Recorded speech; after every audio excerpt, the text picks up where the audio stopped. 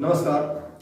तो class 9 NCERT maths की अगली क्लास में आपका स्वागत है। जैसा कि आपने पहली वीडियो में देखा, हमने थोड़ा सा इंट्रो दिया था नंबर सिस्टम में, यानी पहले चैप्टर की पहले एक्सरसाइज के लिए थोड़ा सा इंट्रो दिया था कि जब आप एक्सरसाइज करने जाएं तो आपको कुछ बेसिक चीज़ों का नॉलेज होना जरूरी है। तो उन चीज़ों के बारे में हमने पहली क्लास में डिस्कस किया था। आज अगली क्लास में हम लोग बात करने जा रहे हैं। तो जो हमने natural number, integer, whole number और रेशनल नंबर्स के बारे में बात करी थी, तो उन्हीं के आगे आज हम देखते हैं कि अगर हमको ये चेक करना है कि कोई भी नंबर रेशनल है या नहीं है, तो हम उसको कैसे पता करेंगे कि कोई नंबर रेशनल है या फिर इरेशनल है। तो देखिए, हम सबसे पहला क्या बताते हैं, अगर हम सबसे पहले चेक करें कि नंबर रेशनल है या फिर नहीं है, तो रेशनल चेक करने के लिए आपको सबसे पहली बात यह है कि आपको ये देखना है कि उनका डिवीजन है, यानी कि जो p/q के फॉर्म में है, अगर उनका डिवीजन किया जाए तो वो टर्मिनेटिंग आना चाहिए। टर्मिनेटिंग का मतलब क्या हुआ, जैसे कि हम ये बात करते हैं, हमने लिखा 7 डिवाइडेड बाई 2, और इसको जब आप डिवाइड करेंगे तो याद आएगा कौन सा कितना 3.5।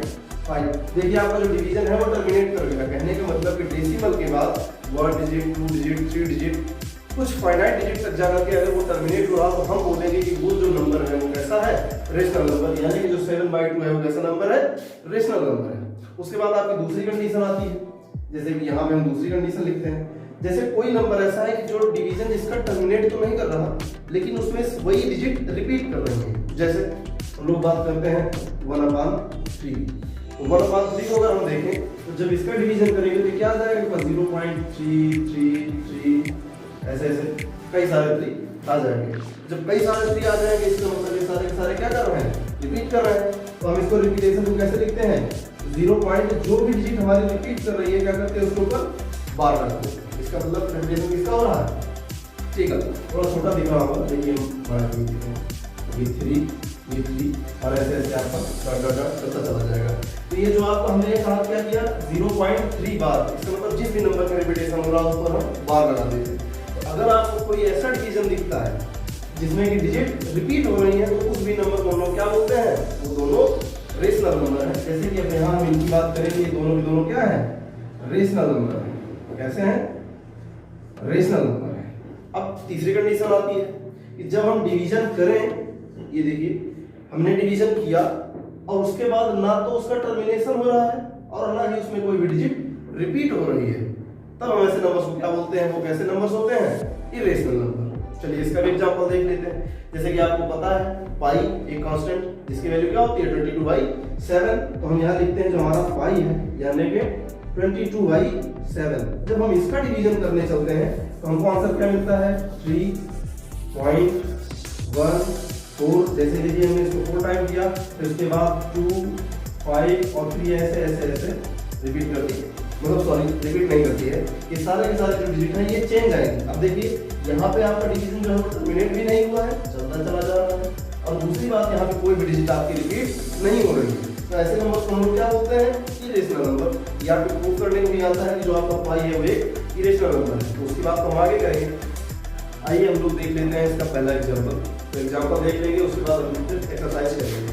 देखिए सबसे पहला एग्जांपल आपका क्या कह रहा है, देखिए उसमें आपको बताना है कि ये जो स्टेटमेंट आपको दिए गए हैं ये ट्रू है या फिर फॉल्स है।